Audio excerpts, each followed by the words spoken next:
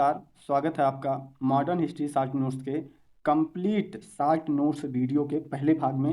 ये पहला भाग है, इसके बाद एक भाग और आएगा और दो भागों में, दो पार्ट में ये जो मॉडर्न हिस्ट्री शॉर्ट नोट्स है उसको कंप्लीट किया जाएगा। ठीक है, तो इस पहले भाग के अंतर्गत जो भी तथ्य हैं, जो भी पॉइंट्स हैं, उनको हम एक एक करके चलिए देखते हैं। और आपसे निवेदन है कि आप वीडियो पूरा देखिएगा और अपने दोस्तों के साथ भी शेयर कीजिएगा।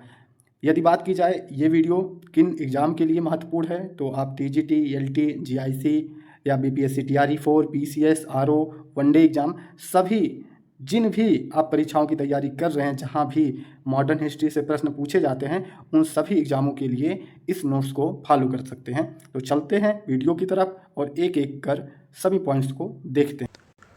पहला पॉइंट है कि विदेशियों मतलब जो यूरोपी हैं उनका भारत में आगमन, उनका आगमन कब हुआ, उनका क्रम क्या है, इसको हम लोग देखेंगे। तो किनका, जो यूरोपी हैं, विदेशी हैं, उनका क्रम। और उसके लिए जो ट्रिक है वो क्या है, पुड अंडेफ्र। पुड अंड्रेफ आप ऐसे याद कर सकते हैं, बहुत कठिन नहीं है। पुड अंड्रेफ, ठीक है। इसको जैसे पू से हो जाएगा आपका पुर्तगाल, पहले पुर्तगाली आए भारत में, फिर डी से डच, फिर आ से अंग्रेज, फिर डे से डेनिस और फ्रा से फ्रांसीसी। तो पुज अंडेफ आप कह सकते हैं। तो पुर्तगाली, डच, अंग्रेज, डेनिस और फ्रांसीसी। यदि पुर्तगालियों की बात की जाए कि पुर्तगाल का कौन आया था, तो भैया आपको पता ही होगा कि वास्को डी गामा जो था ये पुर्तगाल वासी था। और कहाँ पर आया था, जो भारत का केरल का, जिसे मालाबार तट भी कहते हैं, वहाँ पर सर्वप्रथम वो आया था। ठीक है। डच, डच में कौन, कार्नेलिस डी हार्टमैन। कार्नेलिस डी हार्टमैन जो डच यात्री था वो सर्वप्रथम भारत आया था डचों की तरफ से। वहीं पर अंग्रेजों की तरफ से कौन आया था, कौन सा अंग्रेज पहली बार आया था, तो जॉन मिल्डेन हॉल। वहीं डेनिस जो आए थे वो अपनी कंपनियों के साथ आए थे, कोई यात्री ऐसा नहीं आया था। यदि आपको ऐसा मिलता है कोई यात्री तो कमेंट बॉक्स में ज़रूर से बताइएगा। और फ्रांसीसियों की यदि बात की जाए तो फ्रांसीसियों में फ्रांसवा बर्नियर जो था वह एक व्यापारी था, यात्री था। वो फ्रांसीसियों के तरफ से पहला फ्रांसीसी यात्री जो भारत में आया था, कौन, फ्रांसवा बर्नियर। ठीक है। डेट वैसे बहुत ज़्यादा नहीं पूछता, क्रम ही पूछता है, तो क्रम ही याद रखिएगा। डेट आप याद भी रख सकते हैं, उसमें कोई समस्या नहीं है। ठीक। उसके बाद अगला पॉइंट हम देखेंगे, यूरोपीय कंपनियों का भारत में आगमन। देखिए अब तक हमने क्या देखा कि यूरोपियों का भारत में आगमन, और उसका ट्रिक क्या था, पुड अंडेफ। पुड अंडेफ का आशय यह है, पुर्तगाल, डच, अंग्रेज, ठीक है, डेनिस और फ्रांसीसी। ठीक है, यहाँ पर आप देखे ही होंगे, तो पुर्तगाली, डच, अंग्रेज, डेनिस, फ्रांसीसी। उसके बाद हम लोग देख लेते हैं यूरोपीय कंपनियों का भारत में आगमन। तो जो यूरोपीय कंपनियां थीं उनका भारत में आगमन कब हुआ, इसको हम लोग देख लेते हैं। देखिए उसका जो ट्रिक है वो है क्या, PBDDF। PBDDF, ठीक है। तो ऐसा नहीं है कि टफ है, दिमाग में एक दो बार अगर बैठाएंगे तो वो आसानी से बैठ जाता है। क्या है, PBDDF जो है इसका ट्रिक है। अब पी से क्या हो जाएगा, पुर्तगाली। पुर्तगाली ईस्ट इंडिया कंपनी कब आया, 1498 में। वहीं पर बी से ब्रिटिश ईस्ट इंडिया कंपनी, ये कब आया, 1600 में। वहीं पर डी से हो जाएगा डच ईस्ट इंडिया कंपनी, ये 1602 में आया। वहीं अगले डी से हो जाएगा डेनिश ईस्ट इंडिया कंपनी, और एफ से फ्रांसीसी, जो फ्रांसीसी ईस्ट इंडिया कंपनी थी वो कब, 1664 में। ठीक है। तो PBDDF, ठीक है। तो आप ऐसे पढ़ते हैं ना PDF, ठीक है। तो P के बाद B लगाइए और डबल D उसके बाद F। तो इस प्रकार से आप याद रख सकते हैं कौन कंपनी आई, पहले पुर्तगाली ईस्ट इंडिया कंपनी, फिर ब्रिटिश, फिर डच, उसके बाद डेनिश, उसके बाद फ्रांसीसी आए। अब अगला पॉइंट हम देख लेते हैं। अगला पॉइंट है कि पुर्तगाली सबसे पहले आने वाले एवं सबसे बाद में भारत से जाने वाले थे। जो पुर्तगाली थे वो सबसे पहले भारत में आए थे और सबसे बाद में भी गए थे, वो स्वतंत्रता के उपरांत भारत से गए। अगला पॉइंट हम लोग देखेंगे यूरोपीय एवं उनके कार्य। कुछ कार्य हैं, जैसे वास्को डी गामा जो था वो भारत आने वाला प्रथा पुर्तगाली था, ठीक है, और प्रथम यूरोपीय भी आप कह सकते हैं कि भारत आने वाला प्रथम यूरोपीय था। और कहाँ पर आया था? केरल के तट पर, जिसे मालाबार तट भी जाना जाता है। वहीं पर फ्रांसिस्को डी अल्मेडा था, ये क्या था? प्रथम पुर्तगीज गवर्नर था। ये प्रश्न पूछा जाता है कि फ्रांसिस्को डी अल्मीडा क्या था? प्रथम पुर्तगीज गवर्नर, या प्रथम पुर्तगीज गवर्नर कौन? Francisco de Almeida. Captain Hawkins, captain Hawkins इसलिए महत्वपूर्ण है क्योंकि जहांगीर के दरबार में आने वाला प्रथम ब्रिटिश था। तो जहांगीर के दरबार में आने वाला प्रथम ब्रिटिश कौन? Captain Hawkins. वहीं पर कलकत्ता का संस्थापक कौन हुआ? जॉब चार्नक। जॉब चार्नक जो था वो कलकत्ता का संस्थापक था, जबकि गोरेल्ड अंगियार जो था वो मुंबई का संस्थापक था। फ्रांसिस डे जो था वो मद्रास का संस्थापक था। तो जॉब चार्नक कलकत्ता का, गोरेल्ड अंगियार वो बम्बई का, और फ्रांसिस डे ये मद्रास का संस्थापक था। इस बात को आप याद रखिएगा। अन्य कुछ इंपॉर्टेंट पॉइंट हैं, उनको देख लेते हैं। उसमें क्या है कि जब ब्रिटिश ईस्ट इंडिया कंपनी का ब्रिटेन में स्थापना हुआ, उस समय भारत का बादशाह अकबर था, ठीक है। जो ब्रिटिश ईस्ट इंडिया कंपनी थी, जब उसका ब्रिटेन में स्थापना हुआ, तो उस समय भारत का जो बादशाह कौन था? वो अकबर। लेकिन जब ब्रिटिश ईस्ट इंडिया भारत में आई तो क्या हुआ? उस समय भारत का जो बादशाह था वो कौन हो गया? जहांगीर हो गया। तो ब्रिटिश ईस्ट इंडिया कंपनी का जब ब्रिटेन में स्थापना हुआ था तो उस समय भारत का बादशाह अकबर, जबकि ब्रिटिश ईस्ट इंडिया कंपनी जब भारत आई तो उस समय भारत का बादशाह जहांगीर हो गया। हॉकिंस के आगमन भारत के समय जहांगीर भारत का बादशाह था, ठीक। सर टॉमस रो द्वितीय अंग्रेज दूत था जिसने जहांगीर के दरबार में आकर भेंट की, ठीक है। और पहला कौन था? हॉकिंस था, ठीक। इसके बाद अगला पॉइंट ये है कि पुर्तगालियों की प्रथम फैक्ट्री कहाँ? कोचीन। कोचीन कहाँ है? केरल में है। तो पुर्तगालियों की प्रथम फैक्ट्री कहाँ? कोचीन में। वहीं पर फ्रांसीसियों की प्रथम फैक्ट्री कहाँ? सूरत में। डचों की प्रथम फैक्ट्री कहाँ? मसूलीपट्टनम, जिसे मछलीपट्टनम भी कहते हैं, जो कि आंध्र प्रदेश में अवस्थित है। तो डचों की वहाँ पर पहली फैक्ट्री थी। अंग्रेजों की प्रथम फैक्ट्री ये सूरत में, जो कि गुजरात में अवस्थित है। तो यहाँ पर अंग्रेजों की प्रथम फैक्ट्री थी। अब इसके बाद अन्य तथ्य हैं, उनको देख लेते हैं। जैसे क्या? आलू, तंबाकू, मकई को पुर्तगालियों ने भारत में लाया था, ठीक है। शाह आलम द्वितीय ने ईस्ट इंडिया कंपनी को दीवानी प्रदान की थी। मतलब दीवानी का मतलब ये है कि जो कर इकट्ठा करने, ये सब जो अधिकार होते हैं, वो शाह आलम द्वितीय ने ईस्ट इंडिया कंपनी को प्रदान की थी। अगला पॉइंट है, यूरोपीय वासियों को प्रथम सोरा, मतलब सर्वोत्तम सोरा व अफीम बिहार से प्राप्त हुआ। तो बिहार तत्कालीन समय में क्या था कि सोरा और अफीम का एक मतलब अच्छा क्षेत्र माना जाता था। तो यूरोपियों को सर्वप्रथम उत्कृष्ट अच्छे प्रकार के सोरा और अफीम कहाँ से प्राप्त हुए? बिहार से प्राप्त हुए। अब देख लेते हैं कि जब यूरोपीय वासी आए यहाँ पर तो कई प्रकार के युद्ध होने शुरू हो गए, और उनका तो काम यही था कि युद्ध करना, लड़ाना, भिड़ना, एक दूसरे को पराजित करना और अपना साम्राज्य स्थापित करना। तो अब वही देखेंगे कर्नाटक युद्ध एवं उनके तात्कालिक कारण एवं अन्य तथ्य। तो कर्नाटक युद्ध जो हुए थे, 3 कर्नाटक युद्ध, उनको देख लेते हैं और जो मुख्य पॉइंट है उनको देखेंगे। जैसे प्रथम कर्नाटक युद्ध कब से कब हुआ? 1746 से 1748। कारण क्या था कि ऑस्ट्रिया के उत्तराधिकार का युद्ध। प्रश्न सीधे पूछता है कि प्रथम कर्नाटक युद्ध का तात्कालिक कारण क्या था? तो ऑस्ट्रिया के उत्तराधिकार का युद्ध, ठीक है। और किसके किसके बीच? ब्रिटेन और फ्रांस के बीच में हुआ। समाप्ति कैसे हुआ? एक्सला चैपल की संधि से, ठीक है। तो पूछ सकता है प्रथम कर्नाटक युद्ध की समाप्ति किस संधि से हुई? तो एक्सला चैपल की संधि से हुई। किसके बीच में हुई? ब्रिटेन और फ्रांस में हुई। कारण क्या था? ऑस्ट्रिया के उत्तराधिकार का युद्ध था। वहीं पर द्वितीय कर्नाटक युद्ध कब से? 1749 से लेकर 1754 के बीच में हुआ। कारण क्या था? कर्नाटक क्षेत्र पर नियंत्रण हेतु, मतलब कौन कर्नाटक पर नियंत्रण करेगा, इसके लिए ये युद्ध लड़ा गया। किसके? ब्रिटिश और जो फ्रेंच कंपनियां थी उनके बीच। समाप्ति पांडुचेरी की संधि। तो द्वितीय कर्नाटक युद्ध की समाप्ति कैसे हुई? पांडुचेरी की संधि से। वहीं तृतीय तृतीय जो कर्नाटक युद्ध हुआ 1756 से 63 के बीच में हुआ। कारण क्या था? भारत में प्रभुत्व स्थापित करने हेतु, मतलब अब तक द्वितीय में कर्नाटक क्षेत्र पर नियंत्रण था, लेकिन अब क्या हुआ कि भारत में प्रभुत्व स्थापित करना था। ठीक है, और किसके किसके हुआ? ब्रिटिश और फ्रांस के बीच में, फ्रेंच के बीच में हुआ, और समाप्ति पेरिस की संधि से हुई। तो पहले कर्नाटक युद्ध की समाप्ति एक्स-ला-चैपल की संधि से, द्वितीय पांडुचेरी की संधि से, और तृतीय कर्नाटक युद्ध की समाप्ति पेरिस की संधि से हुआ था। ठीक है, तो यही सबसे ज़्यादा पूछता है।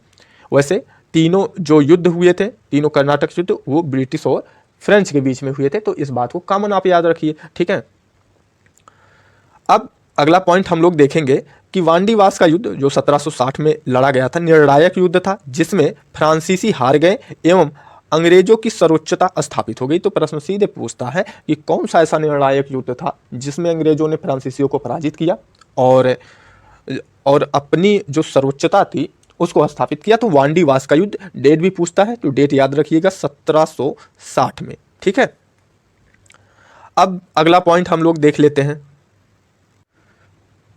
नोट्स बनाते वक्त मैंने ये विशेष ध्यान रखा है कि जो भी आपको कॉमन चीज़ें हैं जो आपको याद रहती हैं उसको ना नोट किया जाए, जो सामान्यतः थोड़ा टफ होते हैं या याद करने में समस्याएं होती, उन्हीं बातों को लिखा जाए, जिससे कि मतलब ज़्यादा से ज़्यादा फायदा हो सके।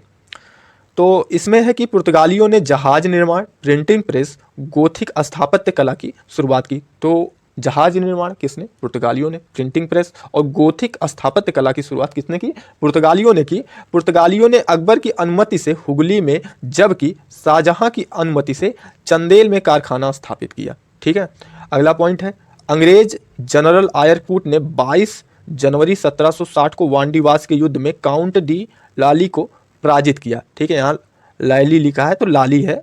ठीक है, काउंट डी लाली को पराजित किया। किसने? आयरकूट ने। तो आप ऐसे याद रख सकते हैं कि वांडीवास का युद्ध था और आयरकूट ने कूट दिया और कूट के क्या कर दिया? लाल कर दिया। किसको? काउंट डी लाली, उसका नाम है ना, लाली लास्ट में आ रहा है ना, तो किसने कूटा? आयरकूट ने। किसको? काउंट डी लाली को कूट के लाल कर दिया। तो ऐसे वांडीवास के युद्ध में। ठीक, अगला पॉइंट हम लोग देखेंगे। अगला पॉइंट क्या है कि अल्बुकर्क भारत में पुर्तगाली शक्ति का वास्तविक संस्थापक था। तो पुर्तगाली शक्ति का वास्तविक संस्थापक कौन था? अल्बुकर्क। ठीक, अगला पॉइंट हम लोग देखेंगे।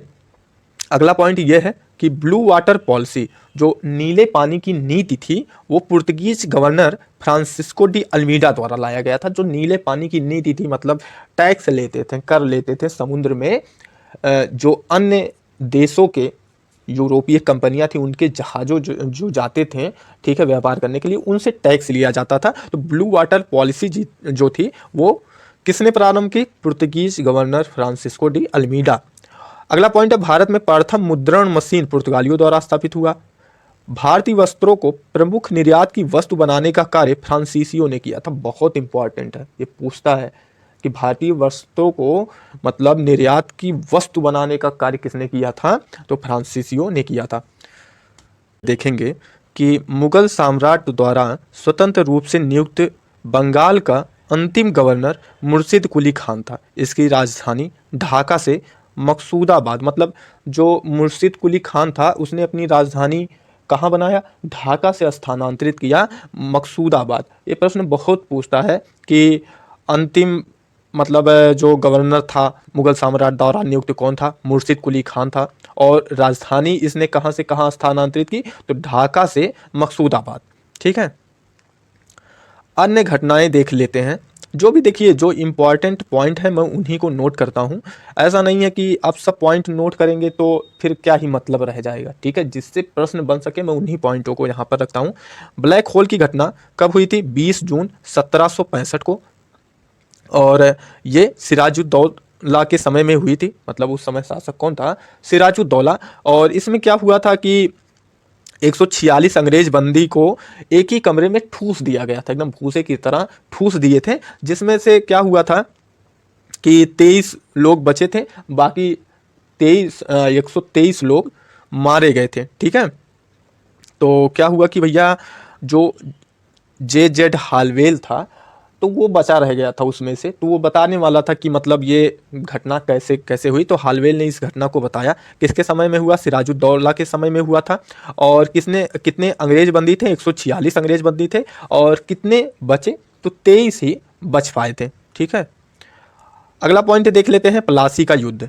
प्लासी के युद्ध में क्या हुआ कि रॉबर्ट क्लाइव और बंगाल के नवाब सिराजुद्दौला के बीच में ये युद्ध हुआ था। कब हुआ था? 23 जून 1757 को। डेट बहुत इंपॉर्टेंट है, डायरेक्ट पूछता है कि प्लासी का युद्ध कब हुआ। 23 जून 1757 को। और प्लासी के युद्ध में बंगाल के नवाब जो सिराजुद्दौला थे उनकी पराजय हुई और ब्रिटिश प्रभुत्व की नींव पड़ी यहाँ से। मतलब नींव पड़ी, ऐसा नहीं हुआ कि ब्रिटिश प्रभुत्व स्थापित हुआ, यहाँ पर नींव पड़ी और प्रारंभ हो गया ब्रिटिशों का आतंक जो होता वो धीरे धीरे। अगला पॉइंट है कि इलाहाबाद की प्रथम संधि कब हुई थी? 12 अगस्त 1765। ये डेट जो है ना भैया, ये बहुत चेक करके देखिएगा आप लोग, ठीक है। अगर मुझसे कोई गलती होती है तो उसको भी कमेंट बॉक्स में करिएगा। मैंने हालांकि बुक के बाद भी इसको रीचेक किया क्योंकि डेट बहुत से मतलब बुकों में अलग अलग तरीके से देते हैं। तो इलाहाबाद की प्रथम संधि कब? 12 अगस्त 1765 में हुई। और जो इलाहाबाद की प्रथम संधि थी वो जो हुई थी बक्सर के युद्ध, जो बक्सर का युद्ध हुआ था उसके उपरांत हुई थी। रॉबर्ट क्लाइव और मुगल बादशाह शाह आलम द्वितीय के बीच में हुई थी। तो जो इलाहाबाद की प्रथम संधि थी किसके किसके बीच में? रॉबर्ट क्लाइव और मुगल बादशाह शाह आलम द्वितीय के बीच में हुई थी। और इससे क्या हुआ कि बंगाल, बिहार, उड़ीसा से कर का अधिकार मिल गया किसको? अंग्रेजों को। और किसने दिया? मुगल बादशाह शाह आलम द्वितीय ने दिया, ठीक है। और क्या हुआ? हस्ताक्षर किसने किया था? प्रश्न बहुत पूछता है कि इलाहाबाद की प्रथम संधि पर हस्ताक्षर किसने किया था? तो क्लाइव और शाह आलम द्वितीय और सिराजुद्दौला ने, ठीक है। और शाह आलम द्वितीय को 26 लाख पेंशन इसी के तहत मिला, ठीक है। और इस संधि में क्या हुआ? जब हस्ताक्षर किया गया तो संधि हुआ कि 26 लाख पेंशन मिलेगा और उसके बदले में बंगाल, बिहार, उड़ीसा से कर प्राप्त करने का अधिकार मिल गया था।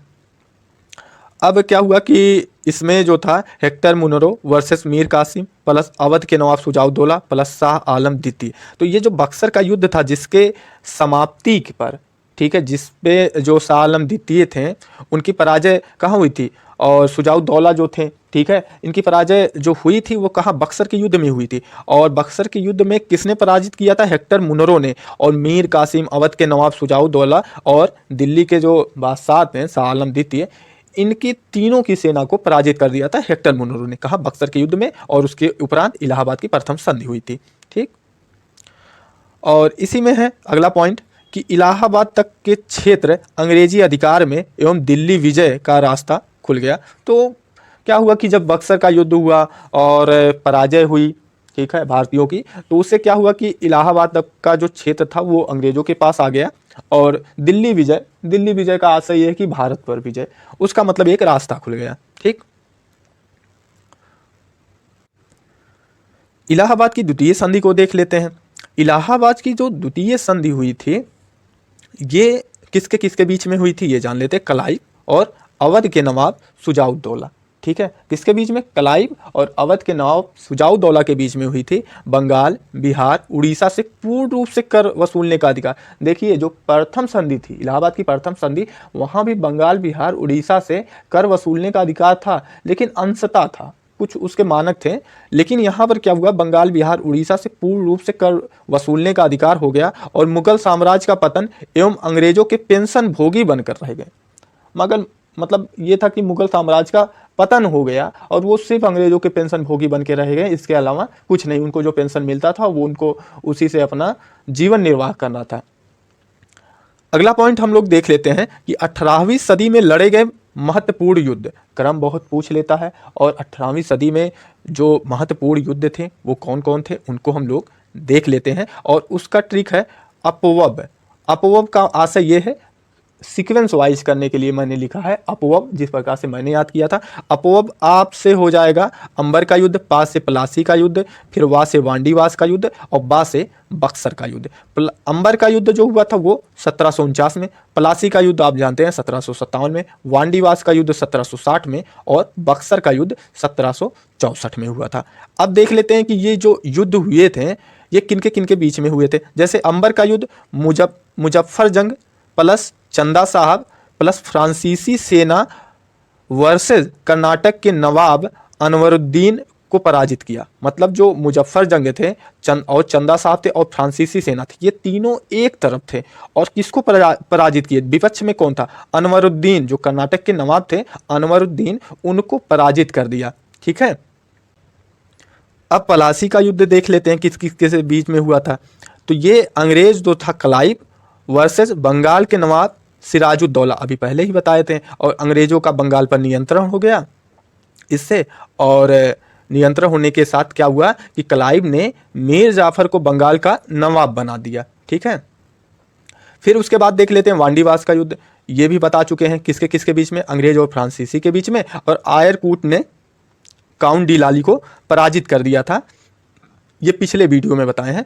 और बक्सर का युद्ध क्या हुआ कि जो बक्सर का युद्ध हुआ ये मीर कासिम, शुजाउद्दौला और शाह आलम द्वितीय की सेना को किसने पराजित किया था? हेक्टर मुनरो, जो अंग्रेज था उसने पराजित कर दिया था। ठीक है, इन तीनों की सेना को पराजित कर दिया था और इलाहाबाद की संधि हुई थी।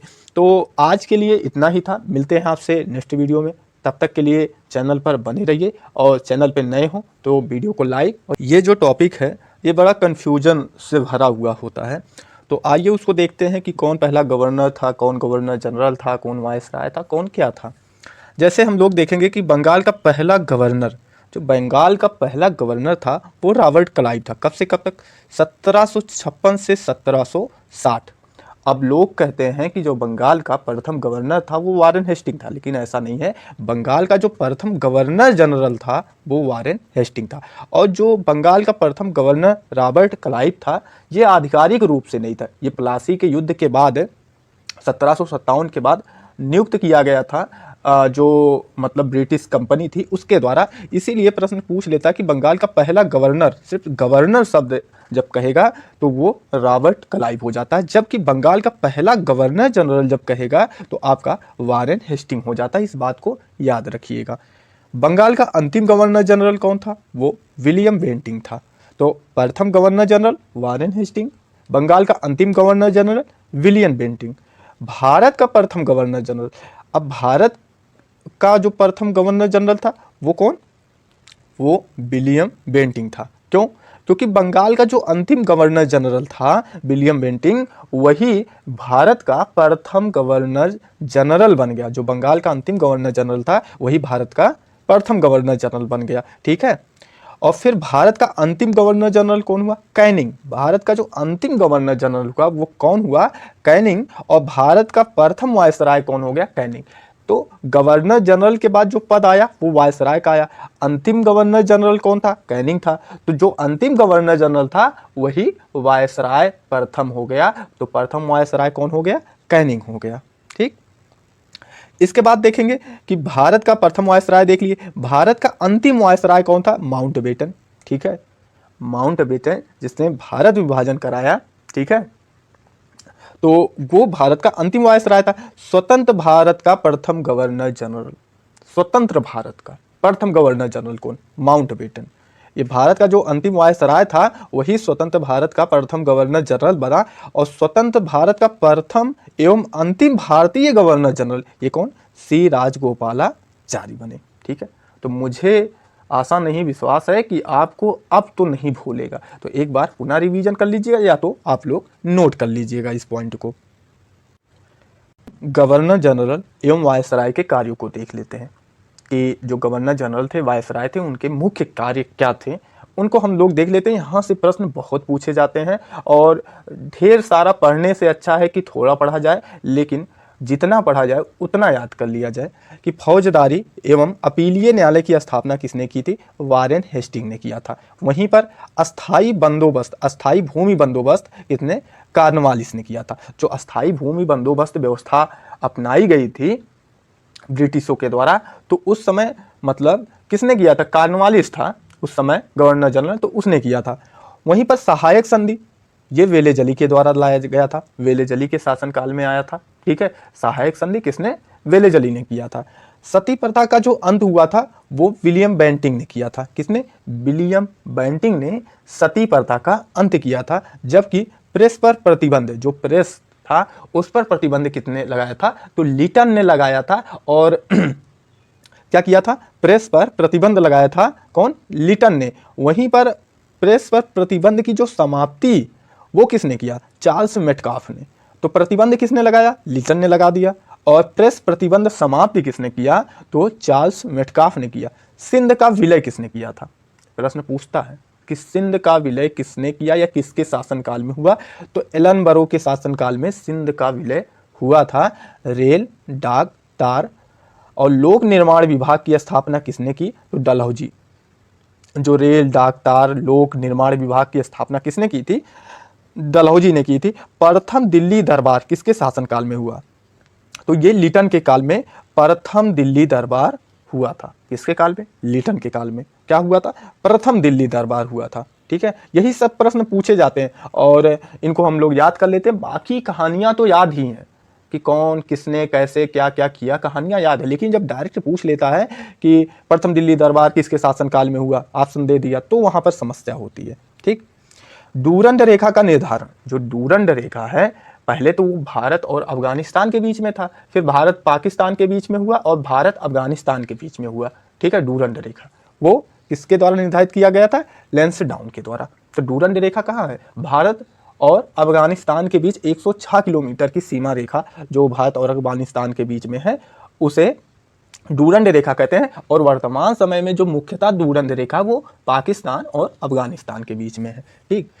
बंगाल विभाजन कर्जन के द्वारा किया गया था। ठीक है, वहीं पर पृथक निर्वाचन व्यवस्था जो अपनाई गई थी वो मिंटो के द्वारा, मार्ले मिंटो सुधार अधिनियम जो आया था उसके अंतर्गत पृथक निर्वाचन व्यवस्था अपनाई गई थी। भारत की राजधानी कलकत्ता से दिल्ली किसके शासनकाल में लाया गया? किसके समय में लाया गया? कौन गवर्नर जनरल था? तो हार्डिंग। अब हार्डिंग ऐसे याद रखेंगे कि भारत की जो राजधानी थी कलकत्ता से दिल्ली लाना ये कोई सरल कार्य नहीं था, हार्ड कार्य था। तो आप ऐसे याद रख सकते हैं कि भारत की राजधानी कलकत्ता से दिल्ली किसने लाई? हार्डिंग के समय में। रोलेट एक्ट, जलियांवाला बाग कांड, ये चेम्सफोर्ड। ठीक है, रोलेट एक्ट आया और उसके उपरांत जलियांवाला बाग जो हत्याकांड हुआ था, ठीक है, निर्मम भारतीयों की हत्या की गई थी, वो किसके शासनकाल में हुआ था? चेम्सफोर्ड के शासनकाल में, समय में हुआ था। अब अगला देख लेते हैं कि शिमला सम्मेलन ये बेबल के समय में, और भारत विभाजन और जो भारत स्वतंत्र हुआ था वो माउंटबेटन के शासनकाल में हुआ था। उस समय माउंटबेटन वायसराय था। ठीक है, और बाद में गवर्नर जनरल बना, स्वतंत्र भारत का प्रथम गवर्नर जनरल भी बना। ठीक है, तो इस वीडियो में इतना ही था। ब्रिटिशों के शक्ति विस्तार जो हुए थे उससे संबंधित जो पॉइंट हैं उनको हम देखेंगे और कौन कौन से तथ्य इंपॉर्टेंट हैं आइए एक एक करके देखते हैं। महत्वपूर्ण संधियां, देखिए उस समय महत्वपूर्ण संधियां हुई थी और उनको देख लेते हैं कि उस शासनकाल में, ठीक है, अन्य लोगों से भी हुई थी, ब्रिटिशों से ही नहीं हुई थी। तो उसका एक ट्रिक है पुइबस पुला अभय। ठीक है, ये पुइबस पुला आप काट सकते हैं। ठीक है, पुइबस पुला भय, ऐसे याद कर लीजिए, पुइबस पुला भय। तो पुइबस पुला भय का आशय क्या है? पुरंदर की संधि, पू से, ई से इलाहाबाद की संधि, ठीक है, फिर बा से बड़गांव की संधि, सा से सालबाई की संधि, पू से पूना की संधि, ठीक है, ला से लाहौर की संधि, ठीक, भय से भैरोवाल की संधि। ये आ जो है अमृतसर की संधि है, लेकिन इसका क्रम आगे पीछे थोड़ा हो गया है। तो आप ट्रिक याद करिए, पुइबस पुला भय। तो क्रम पूछता है, बहुत पूछता है, सिविल जैसे एग्जामों में टीजीटी, पीजीटी, एलटी, जीआईसी, और अब तो आजकल वनडे एग्जामों में पूछने लगा है। तो ये देखिएगा। अब देख लेते हैं कि कौन सी संधि कब हुई, ठीक है, और किसके किसके बीच में हुई, इसको हम लोग देख लेते हैं। जैसे पुरंदर की संधि, पुरंदर की जो संधि थी ये कब? 1665 में हुई, और किसके किसके बीच में हुई? छत्रपति शिवाजी और जयसिंह के बीच में हुई थी।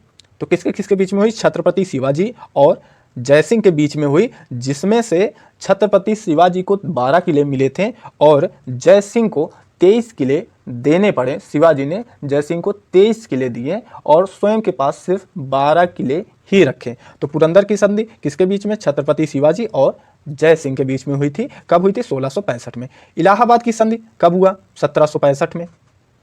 और आपको पता होगा कि इलाहाबाद की 2 संधियां हुई थी, एक 12 अगस्त, एक 16 अगस्त को। ठीक है, और इसके पहले के जो वीडियो हैं उनमें मैंने बताया है कि कौन संधि कब हुई थी, कैसे हुई थी। तो इलाहाबाद की संधि हुई थी जिससे अंग्रेजों को, मतलब बिहार, बंगाल, उड़ीसा, इन सब क्षेत्रों पर कर लेने का अधिकार प्राप्त हो गया था। ठीक है। बड़गांव की संधि देखेंगे कब हुआ था, 1779 में हुआ था, और मराठों की विजय हुई थी इसमें, और मराठों और अंग्रेजों के बीच में हुआ था, जिसमें मराठों की विजय हुई थी। उसके बाद सालबाई की संधि 1782 में हुई थी, और मराठा संघ और अंग्रेज जो ब्रिटिश ईस्ट इंडिया कंपनी थी उसके बीच में हुआ था कौन, सालबाई की संधि हुई थी। ठीक है। और उसके बाद देख लेते हैं अगली संधि है पूना की संधि। पूना की संधि जो थी वो किसके किसके बीच में हुई थी, 1817 में हुई थी पूना की संधि। बाजीराव द्वितीय और अंग्रेजों के मध्य ये हुई थी पूना की संधि। और इसके अंतर्गत क्या हुआ था कि नर्मदा के उत्तर एवं तुंगभद्रा के दक्षिण में अंग्रेजों का अधिकार हो गया था, कि जो नर्मदा का उत्तरी क्षेत्र था और तुंगभद्रा का जो दक्षिणी क्षेत्र था इस पे अंग्रेजों का अधिकार हो गया।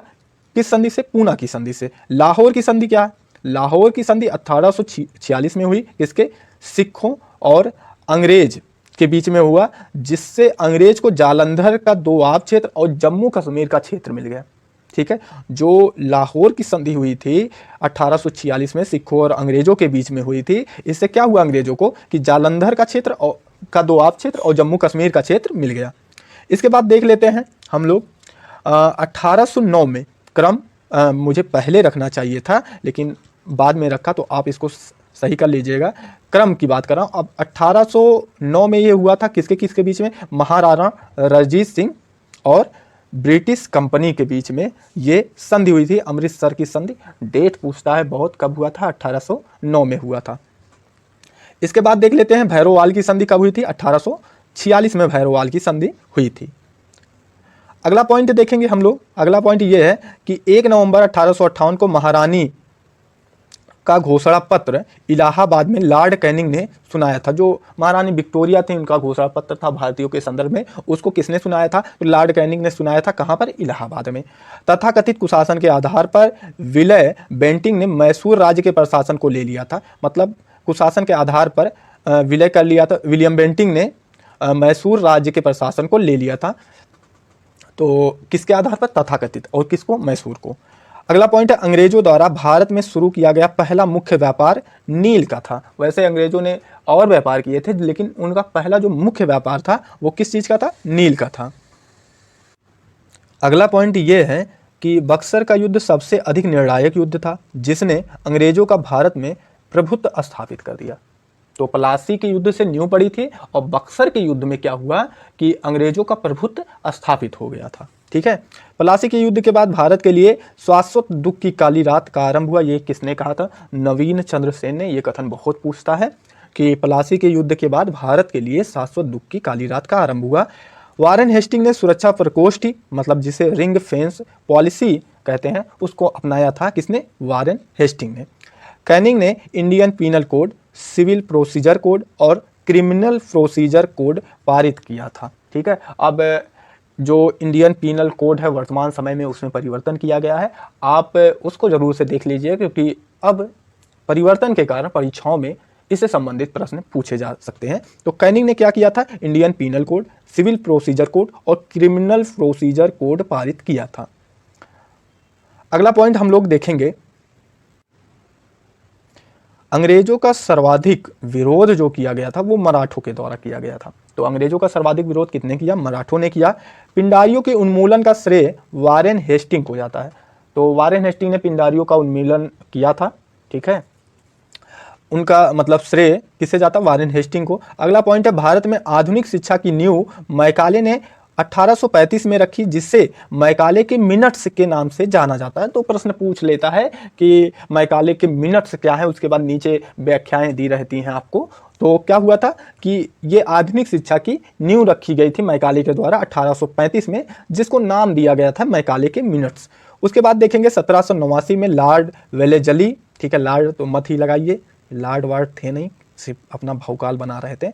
तो 1789 में वेलेजली द्वारा प्रस्तावित सहायक संधि को स्वीकार करने वाला पहला भारतीय शासक हैदराबाद का निजाम था। तो जो वेलेजली द्वारा प्रस्तावित सहायक संधि था उसको स्वीकार करने वाला पहला शासक कौन था, हैदराबाद का निजाम। ठीक। उसके बाद देखेंगे राज्य हड़प नीति, जिसे जब्ती सिद्धांत भी कहा जाता है। ठीक है।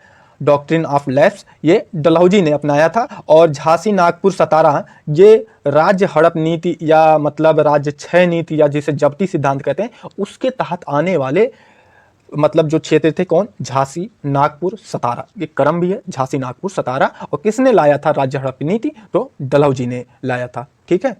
सुगौली की संधि 1816 में ईस्ट इंडिया कंपनी और नेपाल के बीच में हुआ था। बहुत पूछता है कि किसके किसके बीच में हुआ था सुगौली की संधि, तो ईस्ट इंडिया कंपनी और नेपाल के बीच में हुआ था। कब हुआ था, 1816 में हुआ था। गोद प्रथा पर प्रतिबंध डलहौजी द्वारा लगाया गया था। गोद प्रथा क्या था कि मतलब जिन राजाओं महाराजाओं के संतान पुत्र नहीं होते थे, मतलब जो पुत्र नहीं होते तो वो गोद ले लेते थे, और इस पर डलहौजी ने रोक लगाया कि मतलब आप गोद प्रथा को नहीं अपना सकते, और यदि आपके मतलब वंश नहीं है, मतलब आगे आपकी पीढ़ी नहीं है, तो वो क्या होता था कि ब्रिटिश सरकार जो कंपनी थी उसको उस क्षेत्र को अधिग्रहित कर लेती थी, ले लेती थी। ठीक है। इसीलिए क्या किया कि गोद प्रथा पर प्रतिबंध लगा दिया था, किसने, डलहौजी ने। अब देखेंगे आंग्ल मैसूर युद्ध। ठीक है। ये सब अंग्रेजों के जो विस्तारवादी नीति है उसके भाग हैं। ठीक है, कि किस प्रकार से अंग्रेजों ने विस्तार किया भारत में। ठीक है। आंग्ल मैसूर युद्ध, अब आंग्ल मैसूर युद्ध जितने भी हुए थे उनको देख लेते हैं। प्रथम आंग्ल मैसूर युद्ध। प्रथम आंग्ल मैसूर युद्ध में क्या हुआ कि इसमें ईस्ट इंडिया कंपनी और मैसूर शासक हैदर अली के बीच में हुआ था। किसके किसके बीच में, ईस्ट इंडिया कंपनी, मैसूर शासक हैदर अली के बीच में हुआ था, और ब्रिटिश आक्रामक नीतियों के कारण हुआ था। मतलब जो ब्रिटिश थे वो उनकी आक्रामक नीतियां थी, इनके कारण हुआ था, वो साम्राज्य विस्तार कर रहे थे, इसीलिए प्रथम आंग्ल मैसूर युद्ध हुआ था। और इसमें कौन सी संधि हुई, मद्रास की संधि हुई, और एक दूसरे का क्षेत्र वापस एवं एक दूसरे के प्रति सहायता का वादा किया गया। इस सहायक संधि के मतलब दौरान, मद्रास की संधि के हिसाब से क्या हुआ कि एक दूसरे का क्षेत्र वापस किया गया, और इसमें कहा गया कि हम दोनों एक दूसरे की मदद करेंगे कोई दूसरा अगर हम लोगों पर आक्रमण करता है। ठीक है। लेकिन अंग्रेज तो अंग्रेजी है, वो कहाँ करने वाले हैं, धोखा देते हैं, और देते हैं आगे, अभी देखिएगा। सेकेंड आंग्ल मैसूर युद्ध, तो ये द्वितीय आंग्ल मैसूर युद्ध 1780 से 84 के बीच में हुआ था। किसके किसके बीच में, ईस्ट इंडिया कंपनी और मैसूर साम्राज्य, जिसका नेतृत्व हैदर अली कर रहे थे। और क्यों हुआ था युद्ध का कारण, मराठों ने 1771 में मैसूर पर आक्रमण किया, लेकिन अंग्रेज मद्रास संधि के अनुरूप हैदर अली को समर्थन नहीं दिया। कहे ना कि अंग्रेज अपनी बातों पर अडिग रहे ही नहीं थे, कि जब मराठों ने 1771 में मैसूर पर आक्रमण किया तो अंग्रेजों ने तो कहा था, अंग्रेजों ने कहा था मद्रास की संधि के समय कि हम आपकी रक्षा करेंगे और आप हमारी रक्षा, तो लेकिन उसने क्या किया कि मतलब बस हाँ आशा दिलाया था लेकिन रक्षा नहीं किया, और इसी के कारण द्वितीय आंग्ल मैसूर युद्ध हुआ। और इसमें क्या हुआ कि मंगलौर की संधि हुई थी, और अंग्रेज 1780 में फ्रांसीसी क्षेत्र माहे पर हमला कर दिए थे। तो जब अंग्रेज 1780 में फ्रांसीसी क्षेत्र माहे जो केरल में अवस्थित है उस पर जब हमला किए, तो जो मैसूर साम्राज्य था जिसके मतलब नेतृत्व करता थे उस समय हैदर अली, वो भी कहे कि भैया जब तुम सहायक संधि की बात नहीं माने हो तो हम भी नहीं मानेंगे, तो माहे पर आक्रमण कियो, आओ युद्ध करो। तो इसीलिए युद्ध हुआ था, और उसका मुख्य कारण क्या था कि मद्रास संधि के अनुरूप मतलब हैदर अली को अंग्रेजों ने समर्थन नहीं दिया था। ठीक। तृतीय आंग्ल मैसूर युद्ध अब हम लोग देखेंगे। तृतीय आंग्ल मैसूर युद्ध क्या हुआ था कि टीपू सुल्तान और अंग्रेज प्लस मराठा संघ प्लस निजाम प्लस त्रावणकोर का जो साम्राज्य था इनके बीच में हुआ था। तो टीपू सुल्तान एक तरफ और अंग्रेज मराठा निजाम त्रावणकोर एक तरफ थे। अब यही जो कहते हैं ना कि मतलब ये ऐसे थे, महान थे, कोई महान वहान अब क्या ही कहा जाए, कि ये लोग एक दूसरे का ही गला काटने पर लगे हुए थे, अपने मतलब जिसका मतलब इनको विरोध करना चाहिए था उसी का ये लोग सहयोग करते थे। अब यहीं पर देख लीजिए। ठीक है। इसमें क्या हुआ कि टीपू सुल्तान पराजित हुए, पराजित होना ही था, जब सेना इतनी भारी भरकम है विपक्षी तो पराजित होना ही था। और यहाँ पर क्या हुआ, श्रीरंगपट्टनम की संधि हुई। ठीक है। और इससे क्या हुआ कि आधे मैसूर राज्य पर अंग्रेजों का कब्जा हो गया। ठीक है, तृतीय आंग्ल मैसूर युद्ध में। ठीक। चतुर्थ आंग्ल मैसूर युद्ध देखेंगे, ये कब हुआ था। चतुर्थ आंग्ल मैसूर युद्ध 1798 से 99 के बीच में हुआ था। ठीक है। और मैसूर का अधिकांश क्षेत्र अंग्रेजों के पास चला गया था। टीपू सुल्तान प्लस ब्रिटिश हैदराबाद निजाम प्लस मराठा के बीच में हुआ था, और टीपू सुल्तान वीर गति को प्राप्त हुए थे, मतलब टीपू सुल्तान मारे गए थे। ठीक है। अब देखेंगे आंग्ल मराठा युद्ध।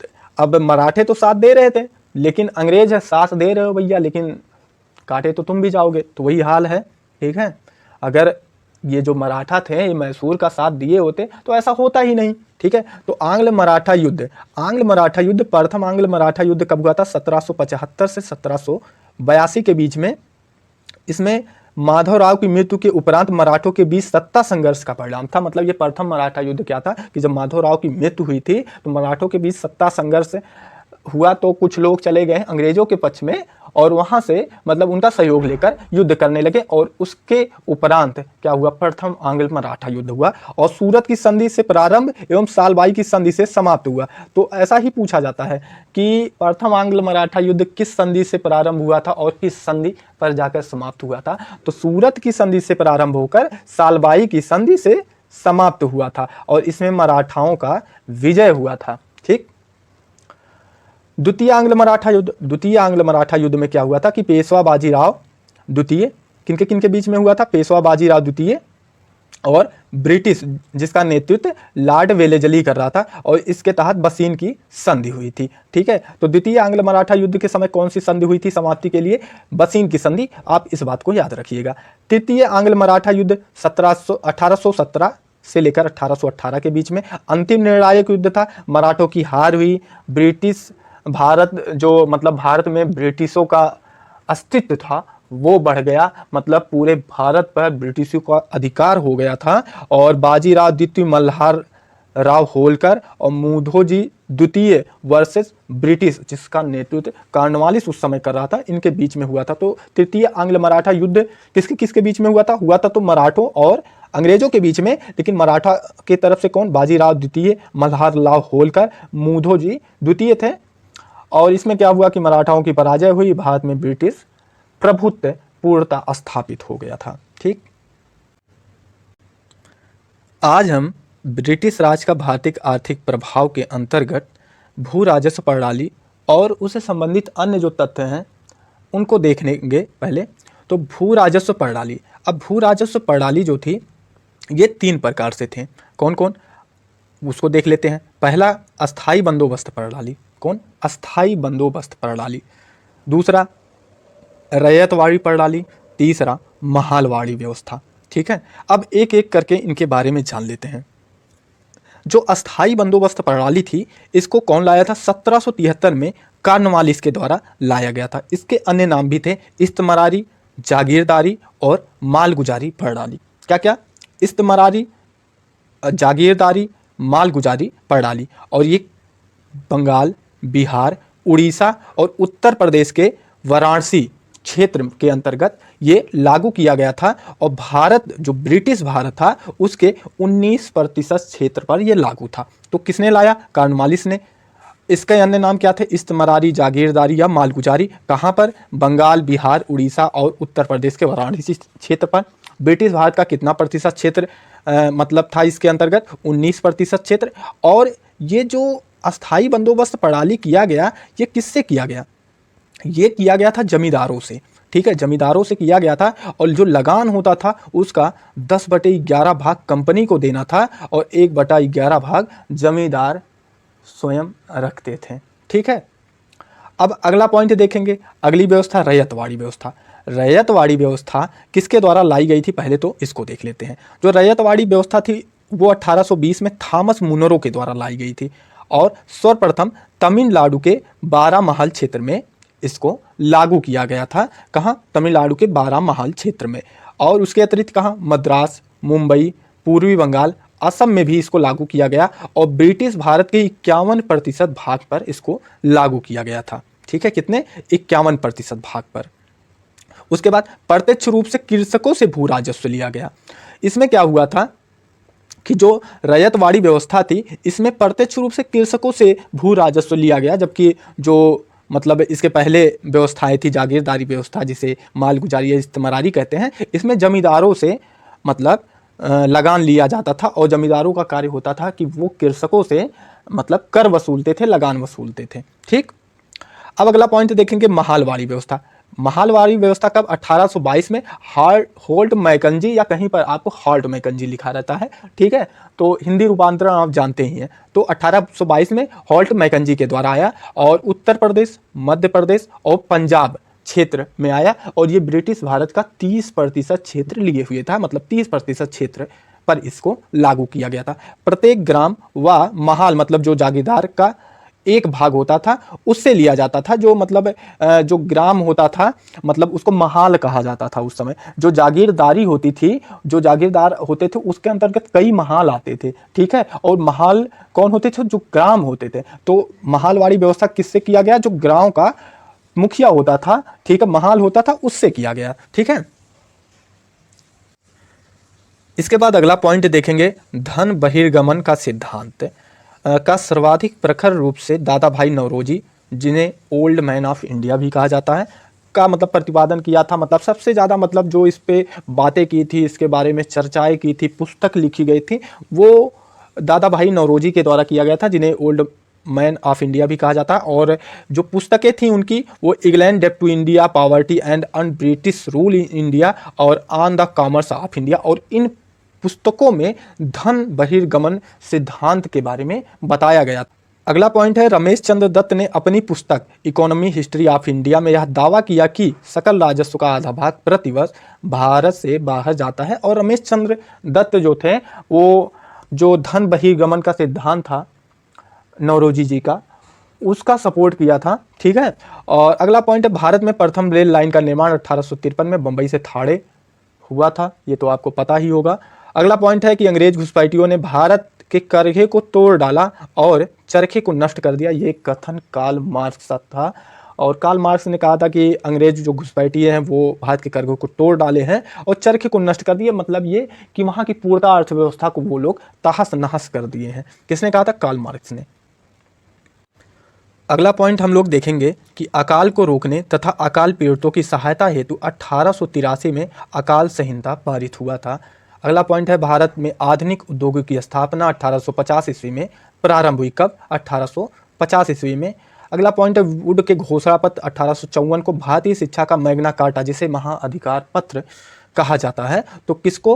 वुड के घोषणा पत्र को भारतीय शिक्षा का मैग्ना कार्टा कहा जाता है। अगला पॉइंट है, भारत में अंग्रेजों द्वारा पहला कहवा बागान केरल के वायनाड जिले में लगाया गया, ठीक है। कहाँ? केरल के वायनाड जिले में, जहाँ से राहुल गांधी जी सांसद हैं, ठीक है। इसलिए पूछ भी सकता है क्योंकि थोड़ा इस समय चर्चा में है।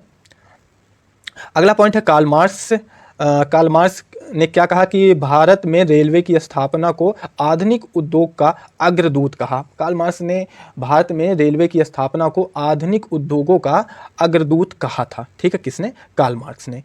अगला पॉइंट है कि पहला आधुनिक पटसन मिल जो कि रिसरा में स्थापित हुआ था, बंगाल में स्थित है। कहाँ पर? पहला आधुनिक पटसन मिल कहाँ? रिसरा, बंगाल में स्थापित हुआ। पहले लौह इस्पात उद्योग की स्थापना कहाँ? बिहार। जबकि मतलब जो कि बिहार वाला जो ये क्षेत्र था वर्तमान समय में अब झारखंड में है, क्योंकि बिहार विभाजित हुआ है ना। तो पहले लौह इस्पात उद्योग की स्थापना कहाँ?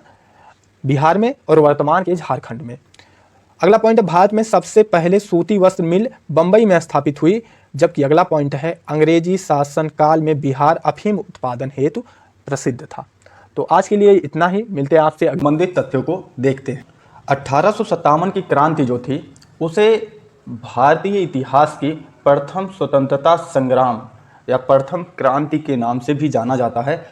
अब देख लेते हैं कि 1857 की जो क्रांति थी उस समय गवर्नर जनरल कौन थे, ब्रिटेन के प्रधानमंत्री कौन थे, प्रथम बलिदान किसने दिया, प्रारंभ कहाँ से हुआ और उस समय प्रतीक क्या था। यदि बात करें गवर्नर जनरल की कि जब 1857 की क्रांति हुई तो गवर्नर जनरल कौन थे? कैनिंग। उस समय गवर्नर जनरल कैनिंग था। वहीं पर ब्रिटेन का जो पीएम था, ब्रिटेन का जो प्रधानमंत्री था 1857 की क्रांति के समय, वो था पामर्स्टन।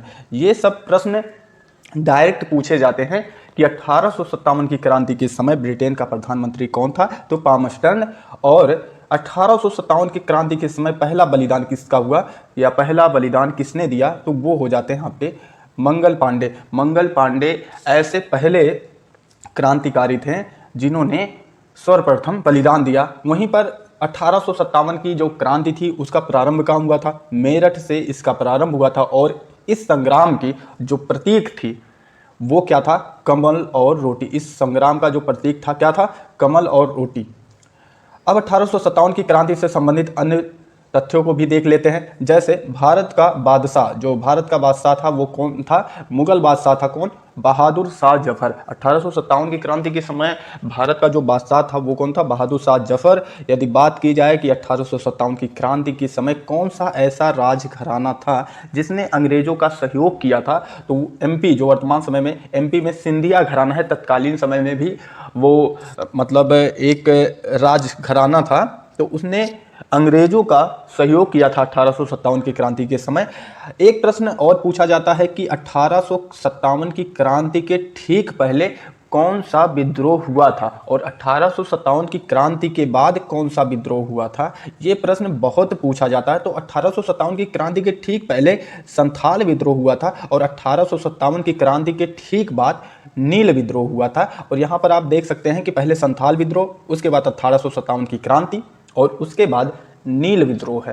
तो 1857 की क्रांति के ठीक पहले संताल विद्रोह हुआ था और 1857 की क्रांति के ठीक बाद नील विद्रोह हुआ था। आप इस बात को याद रखिएगा। आगे चलते हैं, आगे के जो तथ्य हैं उनको देख लेते हैं। आगे के तथ्य है कि तात्कालिक कारण क्या था। जो 1857 की क्रांति हुई थी उसका तात्कालिक कारण क्या था? चर्बी युक्त कारतूस। जो चर्बी युक्त कारतूस था उसमें जो क्रांतिकारी थे उनको जानकारी मिली कि इस जो चर्बी युक्त कारतूस है उसमें गौ, जो गाय होती है, उसके चमड़े से मतलब वो कारतूस का ऊपरी लेयर बनाया गया है। तो ये तात्कालिक कारण थे।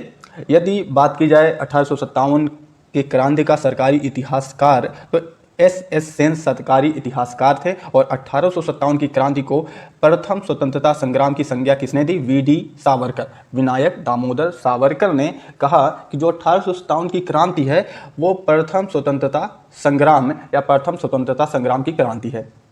अब एक प्रश्न और बनता है कि 1857 की क्रांति जब हुई थी तो उस समय भाग किसने किसने लिया था, मतलब उसमें कौन कौन लोग सम्मिलित हुए थे? तो जो खेतिहर मजदूर थे, जो आपके खेतिहर मजदूर थे और जो कृषक थे, ये 1857 की क्रांति में सम्मिलित हुए, जबकि जो साहूकार थे और जो जमींदार थे ये 1857 की क्रांति से तटस्थ रहे, मतलब अलग रहे। ये 1857 की क्रांति में सम्मिलित नहीं हुए हैं।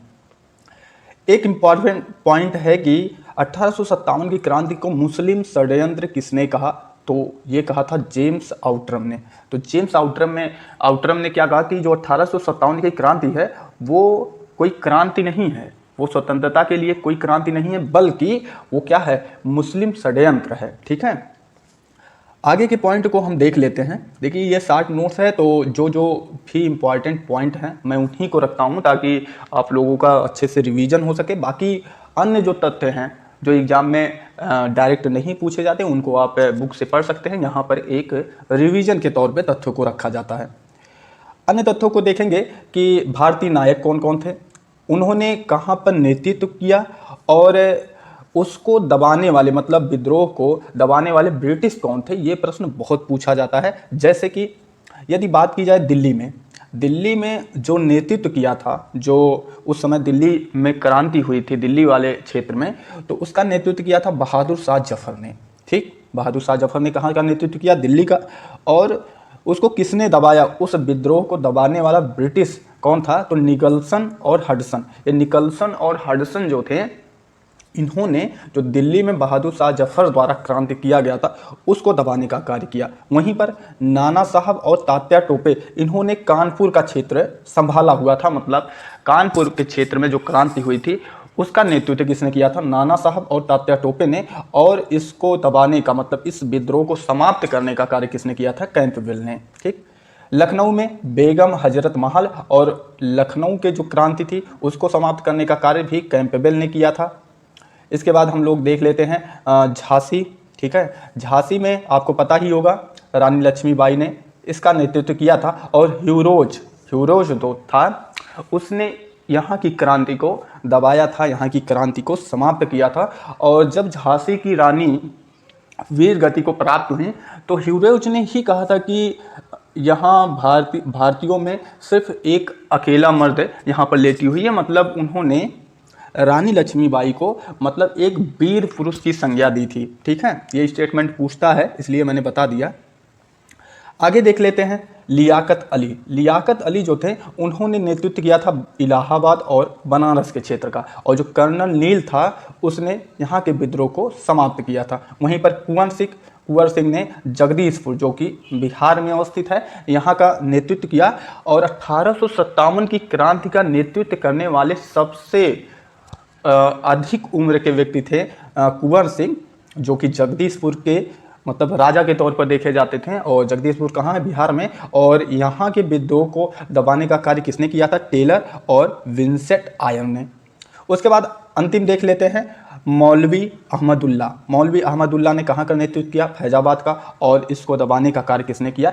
कैंपबेल। तो कैंपबेल जो था ये 1857 की जितनी क्रांतियां हुई थी उसमें से सबसे ज़्यादा क्रांतियों को समाप्त करने का कार्य किया था। अब अगला पॉइंट देख लेते हैं कि 1857 की क्रांति के संबंध में इतिहासकारों का मत, मतलब 1857 की क्रांति को विभिन्न इतिहासकारों ने अपने दृष्टिकोण से क्या क्या कहा। जैसे कि डॉक्टर रामविलास शर्मा, जो डॉक्टर रामविलास शर्मा जी थे, इन्होंने कहा यह एक जन क्रांति थी। उन्होंने 1857 की क्रांति को जन क्रांति की संज्ञा दी। जबकि आर.सी. मजूमदार ने कहा यह स्वतंत्रता संग्राम नहीं था। उनके हिसाब से ये था कि ये कोई स्वतंत्रता संग्राम नहीं था। वी.डी. सावरकर, विनायक दामोदर सावरकर ने कहा राष्ट्रीय स्वतंत्रता हेतु सुनियोजित युद्ध, मतलब इन्होंने कहा कि ये प्रथम स्वतंत्रता संग्राम था। तो विनायक दामोदर सावरकर जो थे उन्होंने 1857 की क्रांति को प्रथम स्वतंत्रता संग्राम की संज्ञा दी थी। ये प्रश्न बहुत पूछा जाता है। जॉन लॉरेंस ने कहा कि पूर्णतः सिपाही विद्रोह। ये भी प्रश्न बहुत पूछता है कि किसने 1857 की क्रांति को सिपाही विद्रोह की संज्ञा दी थी। तो जॉन लॉरेंस जो था वो 1857 की क्रांति को सिपाही विद्रोह की संज्ञा दिया था। पी रॉबर्ट्स ने क्या कहा? पी रॉबर्ट्स ने कहा कि केवल सैनिक विद्रोह, ठीक है, कि ये केवल सैनिक विद्रोह था। और ये किसके द्वारा कहा गया? पी रॉबर्ट्स के द्वारा। मुस्लिम षड्यंत्र, इसके पहले भी हम बता चुके हैं, और किसने कहा था? जेम्स आउट्रम ने कहा था। ठीक, कुछ इंपॉर्टेंट पॉइंट और हैं उनको भी देख लेते हैं। जैसे कि मंगल पांडे पहले भारतीय सिपाही थे जिन्होंने चर्बी वाले कारतूस का विरोध किया, और ये सिपाही जो थे वो कहाँ के थे? 34वीं नेटिव इन्फैंट्री के। तो मंगल पांडे पहले सिपाही थे। ठीक है। अगला पॉइंट है कैनिंग ने 1857 में इलाहाबाद को आपातकालीन मुख्यालय बनाया। तो प्रश्न बहुत बार पूछता है कि 1857 की क्रांति के समय तत्कालीन समय में जो आपातकालीन मुख्यालय बनाया गया था वो किस स्थान को बनाया गया था? तो इलाहाबाद को तत्कालीन मुख्यालय बनाया गया था। इस बात को आप याद रखिएगा। अगला पॉइंट है दिल्ली क्षेत्र में विद्रोह की वास्तविक कमान बख्त खां के हाथ में थी। ठीक है, तो दिल्ली क्षेत्र में जो विद्रोह हुआ था उसका वास्तविक कमान किसके हाथ में था? बख्त खां के हाथ में। अगला लाइन है कि the Indian war of independence 1857 पुस्तक वी.डी. सावरकर ने लिखा। ठीक है, इसके बाद हम लोग देख लेते हैं कि 1857 के समय, जो 1857 के समय क्रांति हुई थी, उस समय भारतीय सेना तथा यूरोपीय सेना का औसत जो था वो कितना था? 6:1, मतलब 6 भारतीय सेना पर 1 यूरोपीय सेना होती थी। कब? 1857 के क्रांति के समय। लेकिन 1857 के क्रांति के बाद क्या हुई कि वहाँ पर क्रांति के उपरांत क्या किया गया कि 2 भारतीय और 1 यूरोपीय सेना को रखा गया। तो के क्रम में भारत में जातीय आंदोलन एवं उसके संस्थापक को देखेंगे कि कौन सा जातीय आंदोलन कब हुआ और उसके संस्थापक कौन थे। जैसे यहाँ पर आप देख सकते हैं आंदोलन का नाम है, वर्ष और संस्थापक। और ये प्रश्न बहुत से पूछे जाते हैं कि आत्मसम्मान आंदोलन कब हुआ था? तो आत्मसम्मान आंदोलन 1925 में हुआ था। और इसके संस्थापक या नेतृत्वकर्ता कौन थे? तो रामासामी नायकर, जो कि ये कहाँ पर हुआ था? तमिलनाडु में हुआ था। तो आत्मसम्मान आंदोलन कब हुआ था? 1925 में। और इसके संस्थापक कौन थे? रामास्वामी नायकर। और ये कैसे विद्रोह है या आंदोलन है? ये है जातीय आंदोलन। ठीक, अगला देखेंगे सत्यशोधक समाज। सत्यशोधक समाज की स्थापना कब हुई? 1873 में। और किसने किया? ज्योतिबा फूले ने। तो ज्योतिबा फूले जी ने किस समाज की स्थापना की थी? सत्यशोधक समाज की स्थापना की थी। और कब? 1873 में। वहीं पर दलित वर्ग आंदोलन की स्थापना किसने किया था? डॉक्टर भीमराव अंबेडकर ने। और कब किया था? 1924 में। तो दलित वर्ग आंदोलन की स्थापना कब हुई? 1924 में। इसका नेतृत्व किसने किया? BR अंबेडकर ने। वहीं पर नायर आंदोलन कब? 1861 में। और CV पिल्लई और रामकृष्ण पिल्लई इसके नेतृत्वकर्ता या इसके संस्थापक थे। वहीं पर द्रविड़ आंदोलन कब? 1916 में। और इसके संस्थापक कौन थे? TM नायर और CN मुदालियर जो थे वो इसके संस्थापक थे। ठीक, अब इसके बाद हम लोग देख लेते हैं प्रमुख जनजातीय विद्रोह। और प्रमुख जनजातीय विद्रोहों से बहुत प्रश्न पूछे जाते हैं, एकदम भर भर के प्रश्न पूछे जाते हैं कि किस विद्रोह का नेतृत्व किसने किया और ये किस क्षेत्र से संबंधित था। इस प्रकार से प्रश्न बहुत पूछे जाते हैं। तो आइए चलते हैं और एक एक करके उनको देखते हैं। पहला हम लोग देखेंगे संथाल विद्रोह। यदि बात की जाए संथाल विद्रोह की, तो इसका नेतृत्व जो किया था वो कौन किया था? सीदो और कान्हू ने किया था। ठीक है, तो संथाल विद्रोह का नेतृत्व किसने किया? सीदो और कान्हू ने किया। और ये क्षेत्र, किस क्षेत्र में संथाल विद्रोह हुआ? तो झारखंड, तत्कालीन बिहार जो क्षेत्र था और वर्तमान समय में जो झारखंड क्षेत्र है, यहाँ पर संथाल विद्रोह हुआ। और इसका नेतृत्व किसने किया? सीदो और कान्हू ने। उसके बाद मुंडा विद्रोह हम लोग देख लेते हैं। मुंडा विद्रोह का नेतृत्व किसने किया? बिरसा मुंडा। और बिरसा मुंडा को धरती आबा के नाम से भी जाना जाता है। मतलब धरती आबा का आशय यह है कि धरती के पुत्र, मतलब पृथ्वी के पुत्र जो हैं वो बिरसा मुंडा को कहा जाता था। और ये मुंडा विद्रोह कहाँ हुआ? छोटा नागपुर पठार, जो कि झारखंड क्षेत्र में अवस्थित है। तो मुंडा विद्रोह कहाँ? झारखंड क्षेत्र में। अगर पर्टिकुलर क्षेत्र देखा जाए तो छोटा नागपुर पठार क्षेत्र था। और इसका नेतृत्व किसने किया? बिरसा मुंडा, जिन्हें धरती आबा के नाम से भी जाना जाता है। पागलपंथी विद्रोह देख लेते हैं। इसका नेतृत्व टीपू मुइन ने किया था। और ये पागलपंथी विद्रोह कहाँ हुआ था? बंगाल के क्षेत्र में पागलपंथी विद्रोह हुआ था। इसके बाद अगला विद्रोह हम लोग देखेंगे। अगला विद्रोह है खासी विद्रोह। यदि बात की जाए खासी विद्रोह की, तो इसके नेतृत्वकर्ता कोई एक नहीं थे। ठीक है, तो इसके नेतृत्वकर्ता कौन कौन थे? जैसे मानिक राम थे, तीरथ थे और मुकुंद थे। ये तीनों इसका नेतृत्व कर रहे थे खासी विद्रोह का। और ये असम के क्षेत्र में जो खासी क्षेत्र है, जो असम राज्य है उसमें जो खासी क्षेत्र है वहाँ पर हुआ था। और खासी आप जानते हैं कि एक जनजाति है। और ये गारो, खासी और जंतिया जो पहाड़ियाँ हैं, तो वहाँ पर जो खासी पहाड़ियाँ हैं वहाँ पर पाए जाते हैं। अब बात कर लेते हैं कोल विद्रोह की। बात करें कोल विद्रोह की, तो इसका नेतृत्व बुद्धो भगत ने किया था। और ये छोटा नागपुर पठार क्षेत्र में हुआ था। यदि राज्य की बात किया जाए तो झारखंड राज्य में ये हुआ था कोल विद्रोह। और नेतृत्वकर्ता कौन थे? बुद्धो भगत। उसके बाद अगला आंदोलन है ताना भगत आंदोलन। और ताना भगत आंदोलन का नेतृत्व दो लोगों ने किया था, जतरा भगत और बलराम भगत। और किस क्षेत्र में हुआ था? छोटा नागपुर क्षेत्र में हुआ था। ठीक है, इसके बाद देख लेते हैं अगला है कुकी विद्रोह। कुकी जनजातियों ने इसका नेतृत्व किया। कोई एक विशेष व्यक्ति का नाम इस विद्रोह के अंतर्गत नहीं आता। यदि कुकी विद्रोह का पूछा जाता है तो कुकी जनजातियों द्वारा किया गया था। यदि आपको किसी एक विशेष व्यक्ति का नाम पता हो तो कमेंट बॉक्स में जरूर बताइएगा। और ये कुकी विद्रोह कहाँ पर हुआ था? मणिपुर क्षेत्र में हुआ था। अगला विद्रोह है रंपा विद्रोह। रंपा विद्रोह की बात की जाए तो इसका नेतृत्व किसने किया? अलूरी सीताराम राजू ने रंपा विद्रोह का नेतृत्व किया। और कहाँ पर? आंध्र प्रदेश क्षेत्र में हुआ था। अगला देखेंगे जेलियांग संघ विद्रोह। और इसका नेतृत्व किसने किया? स्थानीय जनजाति। और कौन सी स्थानीय जनजाति? मणिपुर की जो स्थानीय जनजाति थी, उन्होंने इसका नेतृत्व किया। अब हम देख लेते हैं प्रमुख कृषक आंदोलन। जो प्रमुख रूप से कृषक आंदोलन थे वो कौन कौन थे, उनके नेतृत्वकर्ता कौन थे और किस क्षेत्र में हुआ था, अब उन चीज़ों को देख लेते हैं। यदि बात करें आंदोलनों की, कृषक आंदोलनों की, तो सबसे महत्वपूर्ण है नील आंदोलन। यदि नील आंदोलन की बात की जाए तो इसके नेतृत्वकर्ता कौन थे? दिगंबर विश्वास और विश्व विश्वास। तो नील आंदोलन के नेतृत्वकर्ता या नेता कौन थे? दिगंबर विश्वास एवं विश्व विश्वास। और ये क्षेत्र कौन सा था? तो नदिया, जो बंगाल क्षेत्र में आता है, एक नदिया क्षेत्र है, वो बंगाल क्षेत्र में आता है और यहीं पर नील आंदोलन हुआ, जिसके नेतृत्वकर्ता दिगंबर विश्वास और विश्व विश्वास थे। पाबना विद्रोह का नेतृत्व ईश्वर चंद्र राय ने किया था। और कहाँ पर? पाबना जो बंगाल का क्षेत्र है, लेकिन वर्तमान समय में ये बांग्लादेश का भाग हो चुका है। ठीक है, तो पाबना विद्रोह कहाँ हुआ? तत्कालीन बंगाल क्षेत्र में, और वर्तमान समय में ये बांग्लादेश क्षेत्र में है। और इसका नेतृत्व किसने किया था? ईश्वर चंद्र राय ने।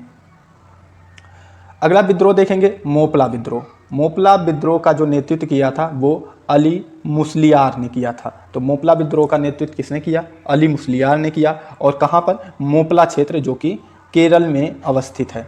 तो मोपला विद्रोह कहाँ पर हुआ? केरल में। मोपला नामक एक स्थान है, वहाँ पर हुआ और केरल राज्य में हुआ।